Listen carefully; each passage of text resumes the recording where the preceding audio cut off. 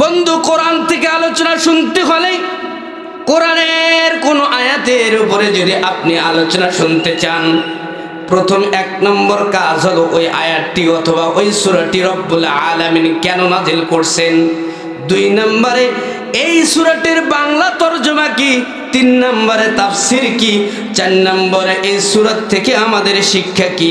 কমপক্ষে 4টি জিনিস যদি না বুঝেন, কোরআনের আলোচনা 1000 দিন চলবে, 100 দিন চলবে, এই আলোচনা থেকে যদি কখনো উপকৃত হবে, কমপক্ষে 4টি জিনিস। 1 নম্বর, এই সূরাটি রব্বুল আলামিন কেন নাযিল করছেন তার সামান্য একটু শানে নুজুল 2-1 মিনিটে বলে দেই, তারপরে আমার আলোচনা। আমার আপনার পয়গম্বর মদিনাওয়ালা নবী, বিশ্ব নবী, রহমাতাল লিল আলামিন নবী একদিন মদিনার মসজিদে আসতেছেন। মদিনার মসজিদে আসতেছেন গিরিপথ দিয়ে, তার মানে 2 দিকে পাহাড়, মাঝখানে একটা সরু রাস্তা, যেই রাস্তাটাকে বলা হয় গিরিপথ। ওই রাস্তা দিয়ে আল্লাহর নবী জনাবে মুহাম্মদুর রাসূলুল্লাহ সাল্লাল্লাহু আলাইহি ওয়াসাল্লাম আসতেছেন। শানে নজুল বলতেছি, অনেকগুলো শানে নজুল আছে, তার মধ্যে অল্প একটু শানে নজুল বলে আলোচনা শুরু করে দেব। বন্ধু আমার, আল্লাহ কেন এই সূরাটি নাজিল করলেন, সূরাতুল জিলজাল, এই কথাটা যদি বুঝতে চান তাহলে শানে নজুল জানতে হবে। আমার আপনার আদরের পয়গম্বর যিনি হলেন রহমাতাল লিল আলামিন, তিনি গিরিপথ সরু রাস্তা দিয়ে রাতের মধ্যে মসজিদে নববী আসতেছিলেন। এমন সময় মদিনার 10 থেকে 12 জন ইহুদি, বড় কাফের, বড় নাসারা আল্লাহর নবীর পথকে বন্ধ করে দিয়েছে। কোথায় যাও এ আব্দুল্লাহর পুত্র, কোথায় যাও, যেতে পারবা না। আমাদের কি এরকম আটকায় না? দেখবেন আমরা আগে মাহফিল করতে যাইতাম, মনে করতেন ছোট মানুষ। এই রাস্তায় আছি 2014 থেকে, কত থেকে মেলা সার্টিফিকেট নেওয়া, আল্লাহর রহমত। আল্লাহর নবী আমরা যখন ওয়াজ করতে যাইতাম, নামি নেই স্টেট থেকে, অ্যারেস্ট, হুজুর চলেন। ঠিক তদ্রূপ আল্লাহর পয়গম্বরের চতুর্দিক দিয়ে ঘিরিয়ে ফেলছে। কোথায় যাও, যেতে পারবা না। আল্লাহর নবী ডাক দিয়ে কয়, আমি মসজিদে নববীতে যাব, আমার সাহাবীরা আমার জন্য অপেক্ষা করতেছে। আল্লাহর নবী ডাক দিয়ে কয়, আমারে ছেড়ে দাও। 10-12 জন কাট্টা কাফের ইহুদি ডাক দিয়ে বলতেছে, মুহাম্মদ চিন্তার কোনো কারণ নাই, চিন্তা করতে হবে না, আমরা একটা প্রশ্ন জানার জন্য আপনাকে পথ আটকে রাখছি, আপনাকে ব্যারিকেড করে রাখছি। একটা শুধু প্রশ্ন জানতে চাই, যদি প্রশ্নের সঠিক উত্তর দিতে পারো আব্দুল্লাহর পুত্র মুহাম্মদ, আমরা শুধু একাই মুসলমান হব না, আমাদের দলবলের মধ্যে যত মানুষ আছে সমস্ত মানুষ একজোট হয়ে মুসলমান হয়ে যাব। জোরে জোরে বলুন সুবহানাল্লাহ। নবীজি ছিলেন হিকমতুল্লাহ নবী, নবীজি ছিলেন প্রজ্ঞাবান নবী, নবীজি ছিলেন রহমতুল্লাহ নবী। নবীজি চিন্তায় পড়ে গেলেন, নবীজি চিন্তায় পড়ে গেছে যে একটা প্রশ্নের উত্তর দিতে পাইলে যদি শত শত মানুষ ঈমান আনে, তাহলে তো প্রশ্নের উত্তরটা দেওয়া জরুরি। কি জরুরি না অজরুরি? জরুরি। কয় যুবকরা জলদি বাতাও, কি প্রশ্ন, আমার সময় নাই। আল্লাহর নবীকে ইহুদিরা ডাক দিয়ে কয়, আব্দুল্লাহর পুত্র মুহাম্মদ, আমাদের প্রশ্ন হলো, আপনি বলেন কিয়ামত হবে, কিয়ামত হবে, আপনি বলেন এই হবে সেই হবে, আপনি বলেন হিসাব কিতাব নেওয়া হবে, আপনি বলেন সবাইকে একদিন মরতে হবে, এগুলো কিভাবে হবে? অনেক মানুষ বলে না আমরা 41 সাল পর্যন্ত থাকবো, বলে নাই? এ হাবু বলেন না কেন? আছে এইরকম অনেক মানুষ আছে, কয় মরা লাগবে না। আমার নবী এই বক্তব্যগুলো দিচ্ছিলেন, এই ইহুদির দল 12 জন অথবা 10 জন আল্লাহর নবীর পথ আটকে রেখে ডাক দিয়ে কয়, আব্দুল্লাহর পুত্র মুহাম্মদ, তুমি যে বলো কিয়ামত হবে, কিয়ামত হবে, মানুষের হিসাব কিতাব না হবে, এটা কিভাবে সম্ভব? এর উত্তর যদি দিতে পারো, আমরা সকলে কালিমা পরে ঈমান এনে মুসলমান হয়ে যাব। জোরে জোরে বলুন সুবহানাল্লাহ। প্রশ্নটা কঠিন না সহজ? কঠিন প্রশ্ন।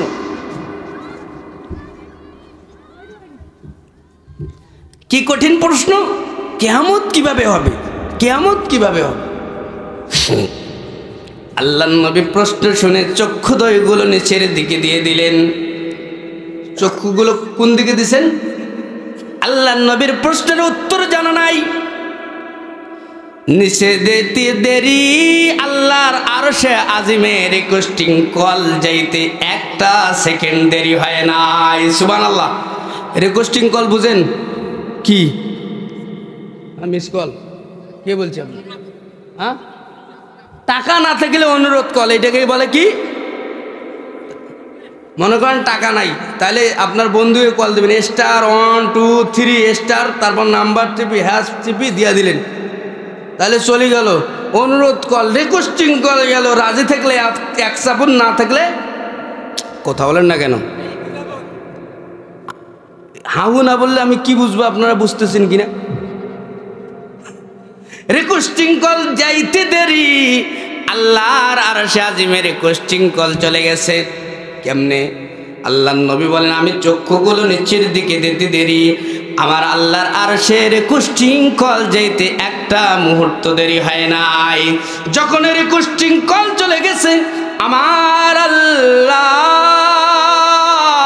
জিবরাইল আমিনকে ডাক দেখে, জিবরাইল দেরি কইরো না, রাতের বেলা আমার বন্ধুকে আটকে রেখেছে 10-12 জন ইহুদি নাসারা, যাও যাও। কিয়ামত কিভাবে হবে? কেমনে মানুষগুলো মারা যাবে? কেমনে হিসাব কিতাব নেওয়া হবে?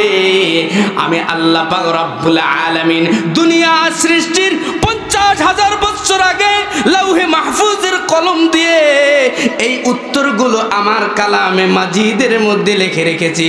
যাও যাও আমার পয়গম্বর কাছে যাও, সূরা জিলজাল নিয়ে যাও। সুবহানাল্লাহ বলেন। আমি নগণ্য আল্লাহর গোলাম মদিনার মসজিদে নামাজ পড়তেছিলাম। মদিনার মসজিদে কি পড়তেছিলাম? মদিনা গেছেন? আমার পাগল মন ওই মদিনার প্রেমে পড়েছে। বলেন না, আমার পাগল মন ওই মদিনার প্রেমে পড়েছে। ওই মদিনা এই মনকে, ওই মদিনা এই মনকে বন্দি করেছে। আমার পাগল মন ওই মদিনার প্রেমে পড়েছে। জানি না ওই মদিনায় কি আছে মধু, মদিনা মদিনা বলে কান্দি যে শুধু। বিশ্বজগৎ নবীর প্রেমে পাগল হয়েছে, বিশ্বজগৎ নবীর প্রেমে পাগল হয়েছে। আমার পাগল মন ওই মদিনার প্রেমে পড়েছে। নবী আমার জানের জান, আমার প্রাণের প্রাণ। নবী আমার জানের জান, আমার প্রাণের প্রাণ। নবীজিকে দেখার তরে মন করে আনচান, নবীজিকে দেখার তরে মন করে আনচান। বিশ্বজগৎ নবীর প্রেমে পাগল হয়েছে। আমার পাগল মন ওই মদিনার প্রেমে পড়েছে। মারহাবা বলেন না, আরো জোরে বলেন মারহাবা। মানুষ 7 লক্ষ, 8 লক্ষ, 10 লক্ষ টাকা খরচ করে কেন মদিনায় যায়? এটা একটা কারণ আছে না নাই? আপনি 100 টাকা নিতে পারবেন না, কিন্তু হাজী সাহেবকে বলেন, হাজী সাহেব আমার নবীর রওজা মুবারকে গিয়ে সালাম দিছেন গো, আপনি আরো যেতে চান? হাজী সাহেব যদি দিলটা ঠান্ডা থাকে, হাজী সাহেবের যদি দিলটা সাচ্চা হয় বন্ধু, হাজী সাহেব চেক দিতে পারবে না, বলবে এখনই আমার নবীর রওজা মুবারকে যাইতে চাই। সুবহানাল্লাহ বলেন না। আমি মদিনার মসজিদে নামাজ পড়তেছিলাম রাতের বেলা, হঠাৎ করে আমার নামাজ ভালো লাগতেছে না। মদিনার মসজিদ থেকে বাইর হয়ে একা একা হাঁটতেছি। হাঁটতে হাঁটতে ও বন্ধু, আল্লাতী মাকাত সূরাতুল জিলজাল নাযালাত সূরাতুল জিলজাল, আমি দেখতেছি 2 পাহাড়ের মাঝখানে সোনার অক্ষর দিয়ে এই লেখাটা আরবি লেখা। আমি নজর করে দেখতেছি সোনার অক্ষর দিয়ে জল জল করে জ্বলতেছে। বারবার তাকাইলাম, এই সেই জায়গা যেই জায়গায় রহমাতাল লিল আলামিনকে যুবকরা রাতের বেলায় অন্ধকারে পথ রোধ করে দিয়ে আমার নবীরে বারবার প্রশ্ন করতেছিল, মুহাম্মদ বলো কেমনে কিয়ামত হবে? ওই সেই জায়গা আমি দেখে এসেছি। আলহামদুলিল্লাহ বলেন না, এখনো সোনার অক্ষরে লেখা। এই সূরাটা নাজিল হয়ে গেল। আল্লাহর নবী ডাক দেয়া কয়, ইহুদিরা সত্যি করে বলনি তোমরা কি ঈমান আনবা, কালিমা পড়বা, মুসলমান হবা? কয় জি জি জি। আমার নবী ডাক দেয়া কয়, কিয়ামত কিভাবে হবে শুনে নাও। আপনারা পড়েন, আউযু বিল্লাহি মিনাশ শাইতানির রাজিম, বিসমিল্লাহির রহমানির রহিম। ইদাজুল, পড়েন না, পারেন না? এটা তো সহজ সূরা, সবাই পারি না আমরা। পড়েন, ইদাজুল জিলাতিল আরদু জিলজালাহা। নাজিল হয়ে গেল সূরাটা। কি এখন কি বল নাজিল হইল? আল্লাহ পাক রব্বুল আলামিন বলতেছেন, ইহুদিরা জিজ্ঞাসা করছে কিয়ামত কিভাবে হবে। আল্লাহ পাক রব্বুল আলামিন বাড়তি কোনো কথা বলে নাই।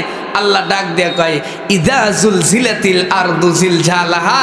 নবীজি আপনি বলে দেন, একদিন জমিন কাঁপতে থাকবে, কাঁপতে থাকবে, আর থামবে না। জমিন এখনো জমিন কাঁপে না মাঝে মধ্যে? জোরে বলেন, কাঁপে না? কি বলি আমরা সেটাকে? কি বলি? জোরে বলেন, কি বলি? কিন্তু এমন একটা দিন আসবে বন্ধু, জমিন কাঁপতে থাকবে, কাঁপতে থাকবে, আর থামবে না।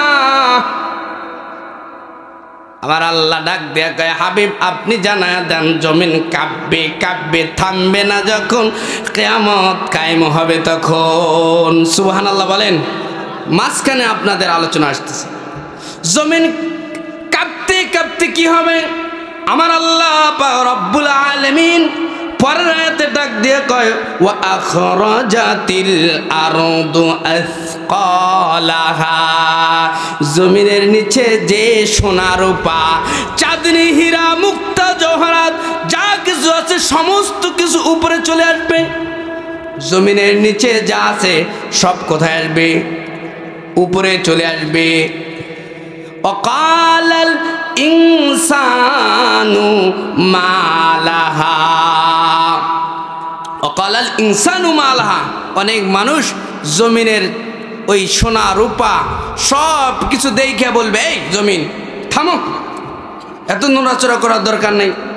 ইয়াউমা ইদিন তুহাদ্দিসু আখবারাহা বিআন্না রাব্বাকা আওহা লাহা। জমিন সেদিন সব কিছু বলতে থাকবে। আসমান জমিন ভেঙে যাবে, পাহাড় পর্বত সব নষ্ট হয়ে যাবে, কোনো ইমানদার দুনিয়ায় থাকবে না, সব কাফেরের দলরা দুনিয়ায় থাকবে।